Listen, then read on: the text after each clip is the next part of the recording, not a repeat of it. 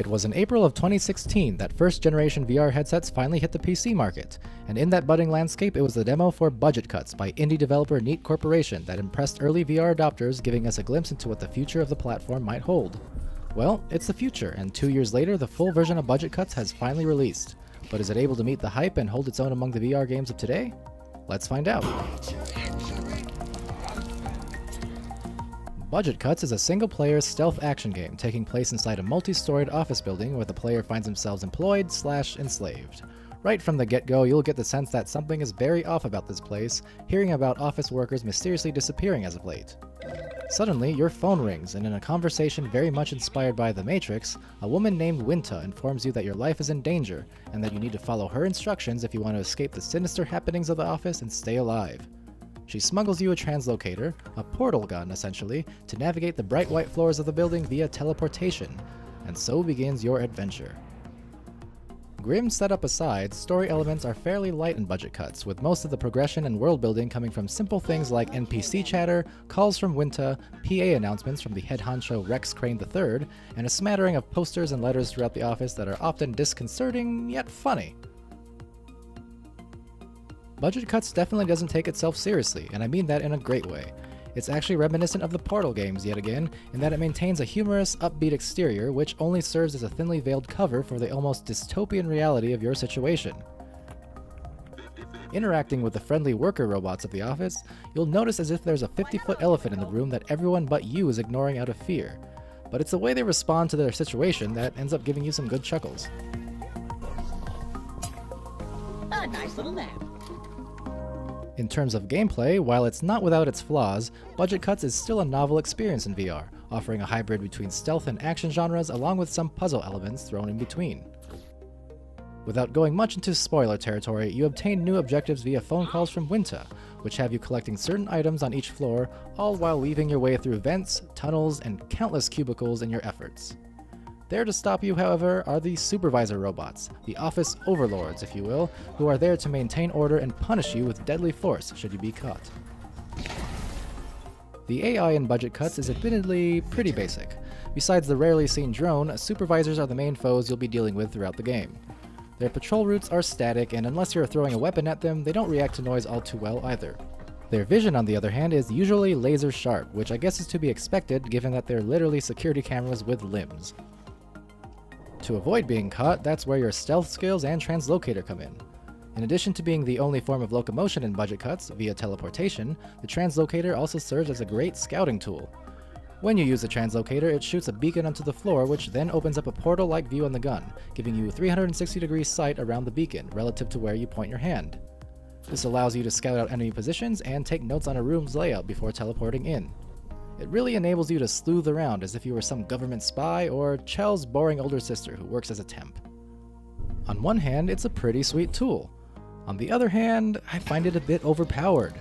Given how many objects there are to hide behind or duck through in a typical room, giving players a teleportation device that's long range, spammable, and offers full vision of areas with minimal risk, frankly makes maintaining stealth kind of trivial sometimes. And when it comes to incapacitating a patrolling enemy, it's easy enough to just translocate behind them and give them the old prison shank. On the subject of combat, we're given knives and, well, that's about it. There are other pointy objects you can pick up and use throughout the office, but functionally they're all pretty much the same, allowing players to both throw them at enemies or swing and stab at close range.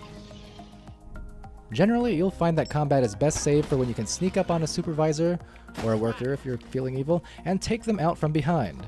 Hello, I am working hard because I love that! Whoa! If you're spotted, fighting or escaping requires quick translocator use, and you can even physically avoid their bullets by dodging in real life as they shoot.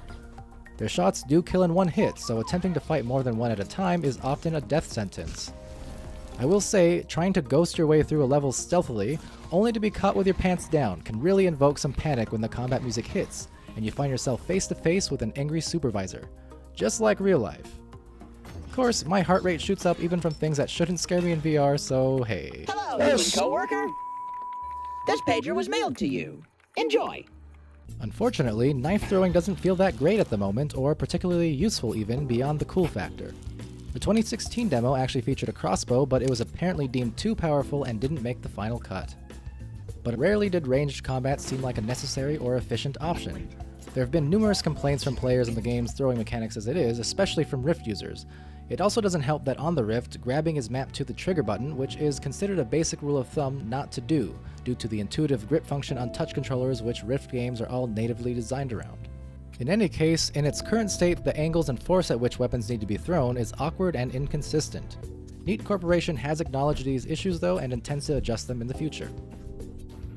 Moving on to the puzzle and problem-solving elements of budget cuts, the game has you mostly searching for keycards to locked doors, navigating through vents and service tunnels, and accomplishing some overarching goal or puzzle within each level to complete it. Some of the logic-based puzzles had me stopping to think, especially in the late game, while the environment-based ones were generally more linear and repetitive. It's not until the latter parts of the game that you start seeing things like one-way hatches, vents that can only be opened with a screwdriver, or doors that need rewiring. But just as they introduce those new mechanics to you, the game is almost over. Also, despite the abundance of drawers, shelves, cupboards, and other storage units, rarely are there reasons to spend time scavenging, as the vast majority of the time you'll find that everything is completely empty or filled with random fluff you can't use.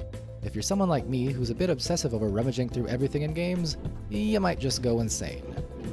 It does seem like the original scope of budget cuts was intended to be much larger, but in its 3 to 4 hour campaign fell short of fully materializing somewhere along the way, which does happen to a lot of games, because budget cuts. Lastly, the game is also not without its bugs and performance issues. In my playthrough, some problems were minor, like thrown objects glitching through walls, or positional audio not always seeming consistent, to more bothersome problems like with the checkpoint system, where upon respawning, in-game physics would break and previously killed enemies would reappear. I actually got spawn camped at one point because of this. Checkpoints also completely broke one of the late game missions, forcing me to restart the level from the beginning in order to progress. It's important to note though that most, if not all, these issues are on Neat Corporation's patch list for the coming weeks, but I do have to review based on what my experience has been. Still, a few weeks in and we're already on patch number 3, so it looks like they're committed to addressing these issues promptly, which is great to see. So factoring everything in, Budget Cuts is a good, albeit flawed game. The story could have used more attention and more variety would have been welcomed in places. However, even if it doesn't quite live up to 2016's somewhat lofty hype, at the end of the day, you're still getting an entertaining stealth action escapade that's immersive, fun, and often tense, and a slice of a world that's full of charm and a distinct quirkiness that I would love to see expanded upon in the future. Now when it comes to rating games, I like going by a simple metric of, is it worth playing or not? And if a game is truly a tier above, maybe I throw it a stamp of Palindorsement. Name is a work in progress, but point being, if a game is fun, connects with you on some level, and brings a smile to your face, well, it's a game worth playing in my book.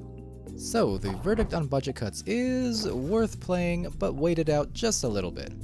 While the game's enjoyable as is, I feel it's just a patch or two away from being completely solid enough to fully recommend as a play now. Of course, if you're watching this video weeks or months from now, it's probably there already. Until then, do keep Budget Cuts on your list. I think it's a game you'll enjoy. Alright, that'll do it for this review. I guess this is the part where I tell you to like and subscribe because I'm shameless, so do that if you want. Or don't, what do I care? But as always, I hope my videos are some combination of informative and entertaining. Comments and critiques are always appreciated, and if you want to contact me or follow me for some strange reason, links are in the description. Thanks for watching, and I'll see you next time.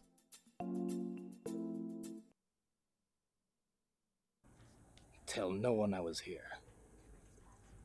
That was a close one.